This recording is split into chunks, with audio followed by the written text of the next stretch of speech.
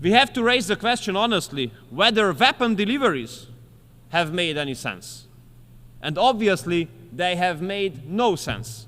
I do hope that those who are still thinking about delivering more weapons to Ukraine will consider this impact and this consequence as well. If Western weapons will be allowed to be targeted at strategic depth for Russia, that would cause a serious risk of escalation for sure.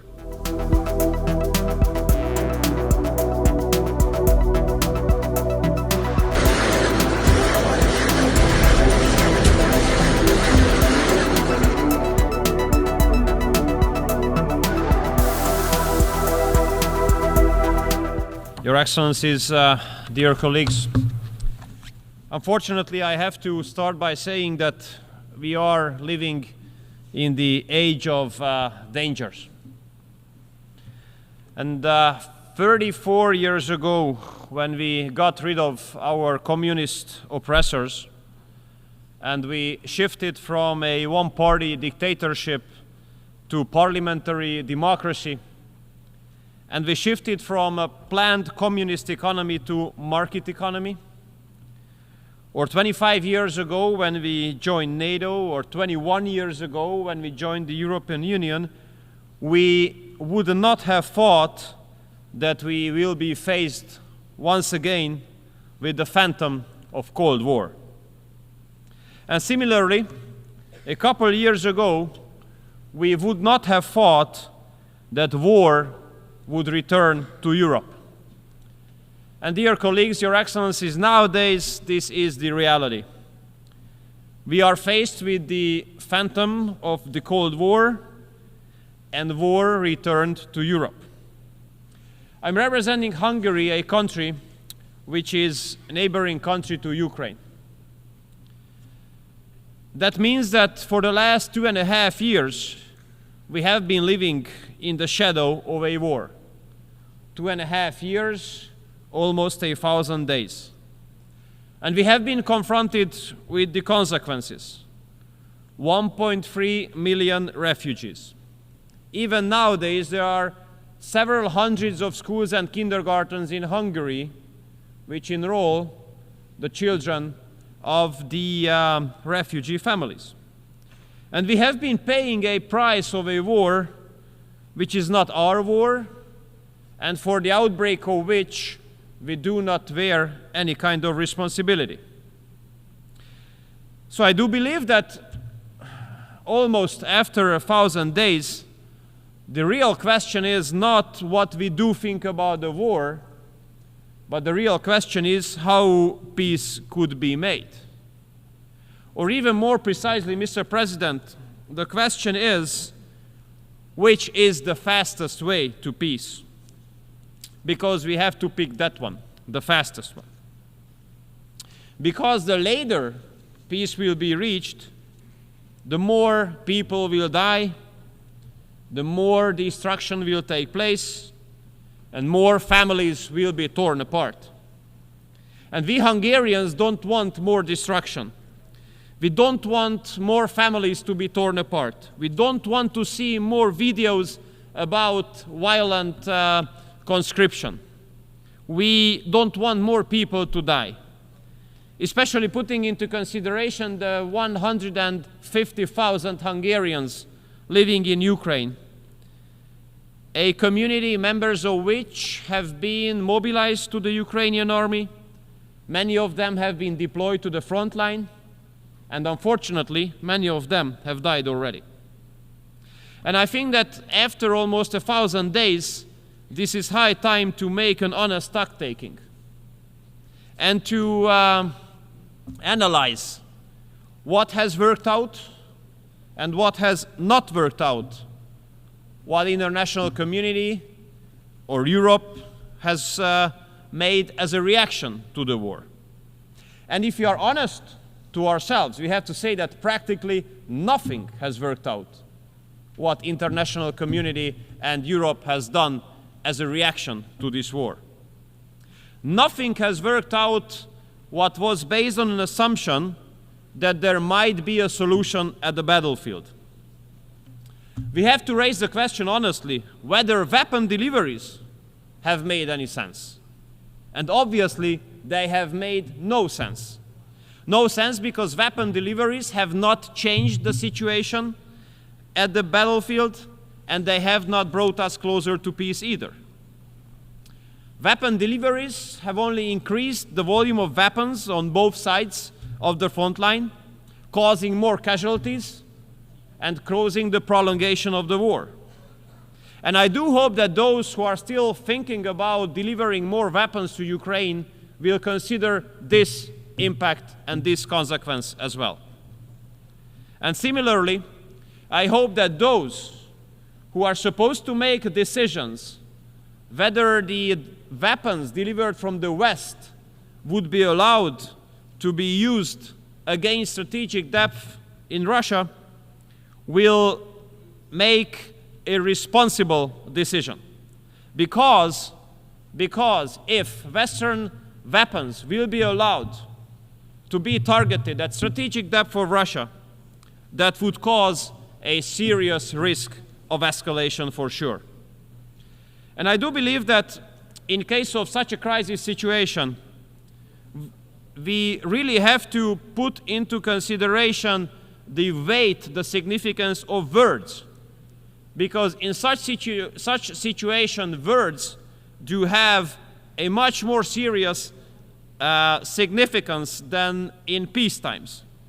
And we are seriously concerned in Hungary about the open and shameless reference of possible use of nuclear weapons. So, dear colleagues, basically nothing has worked out of those measures which have been based on the assumption that there might be a battlefield solution. That means that solution must be looked after somewhere else. And if you raise the question, where should we look for this solution, then the answer is around the negotiating table. Therefore, Hungary argues in favor of an immediate ceasefire and the start of peace talks. This would be the fastest way to peace. And with this, with starting peace talks, many lives will be saved. I know it's easy to say, but very complicated to implement. Why? Because international liberal mainstream made peace as a cuss word.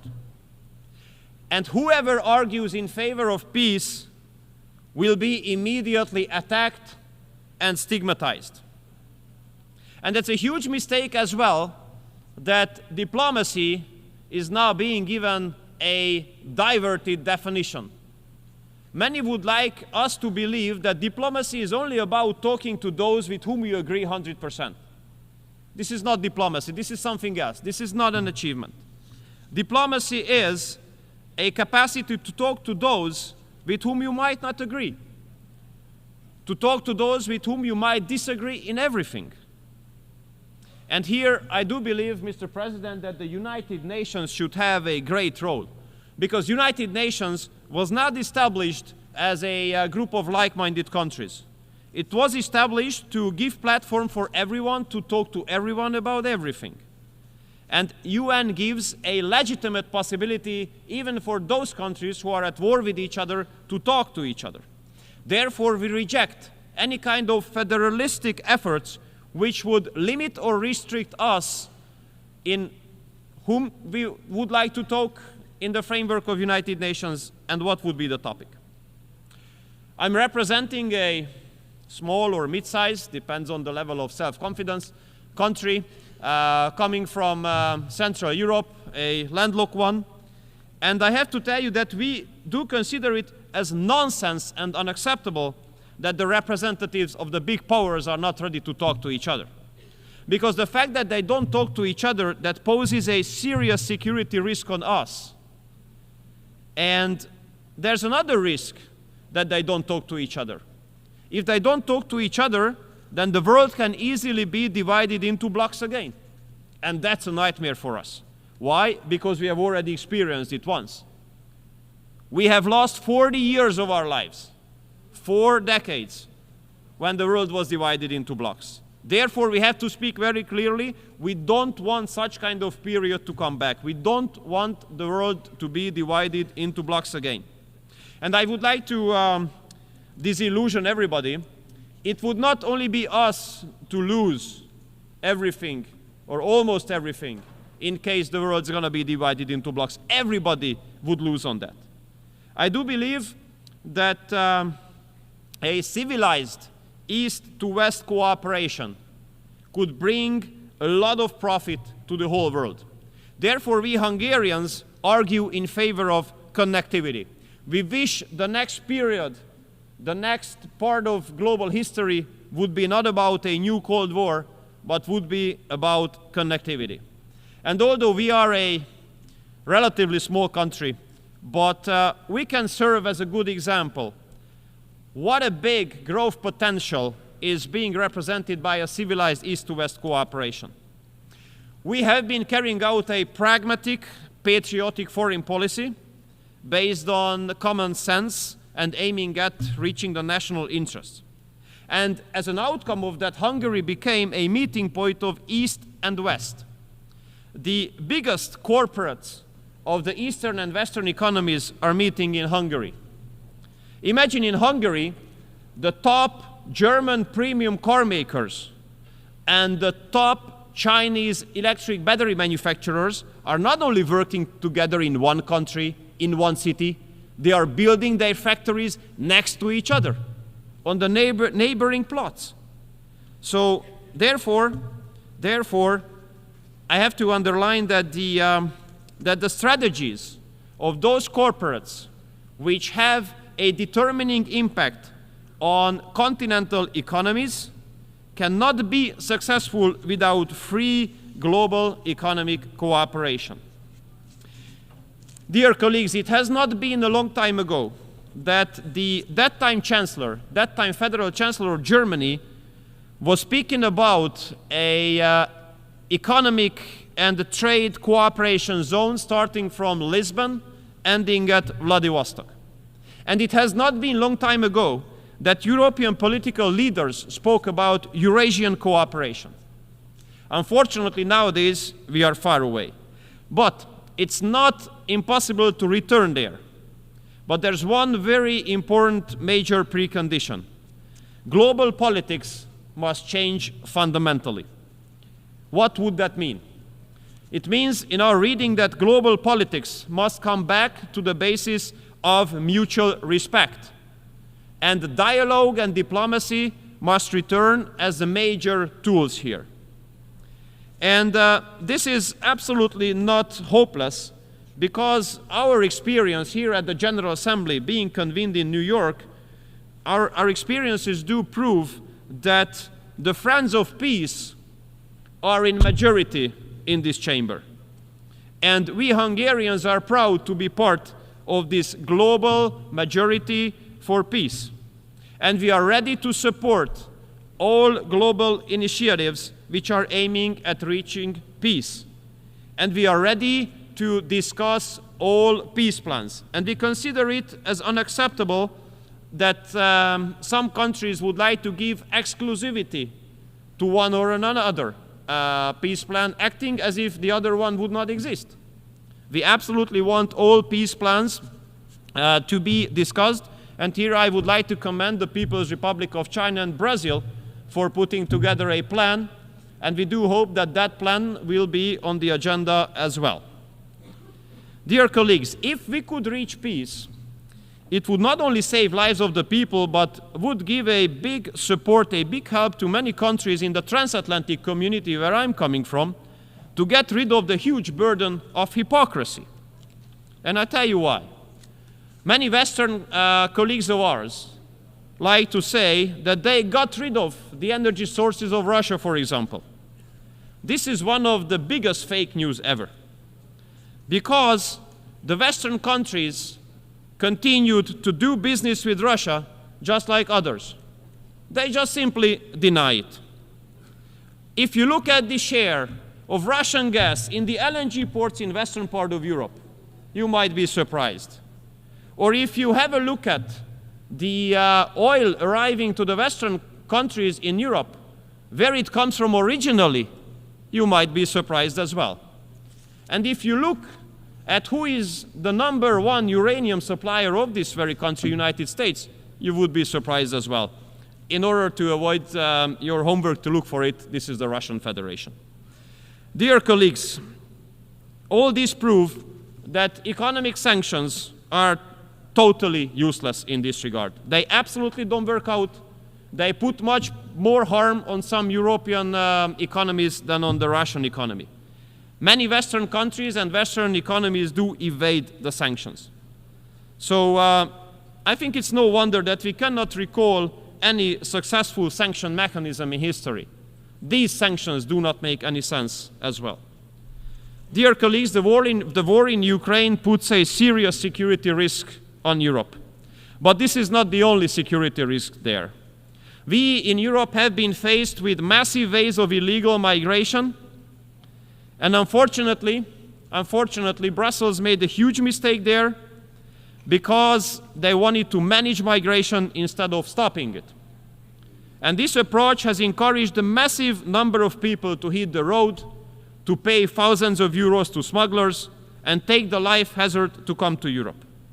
But we Hungarians, we do stick to our own right to make a decision on our own, whom we allow to enter the territory of our country and whom we are ready to live together. And I think, Mr. President, that UN is the best place to recall international law. International law speaks very clearly. Everyone who has to escape from his or her home has the right to stay temporarily on the territory of the first safe country, but not on the second, on the third, or the fourth one. Therefore, Hungary will continue to stop the flow of illegal migration on its border, through which basically we save Europe from further huge security-related challenges. And in the meantime, this is insane that while Hungary is protecting its border, has to pay a fine of multiple tens of hundreds of millions of euros because of complying with international law. So my summary goes as follows, Mr. President. In the last 10 years, Hungary has carried out a pragmatic, patriotic foreign policy strategy aiming at national interest and guaranteeing the security of our own citizens. And we will continue to do so, as we will continue to be always honest and open. And we will do always what we say, and we will always say what we think. It might be unusual nowadays. How it is possible? It is possible because there's an unusual political stability in Hungary, which is very unique in Europe. We have won all elections in the last 18 years, the one-party right-wing government. That means that people like what we are doing, they support what we are doing, and they give the approval to continue. And the government will continue.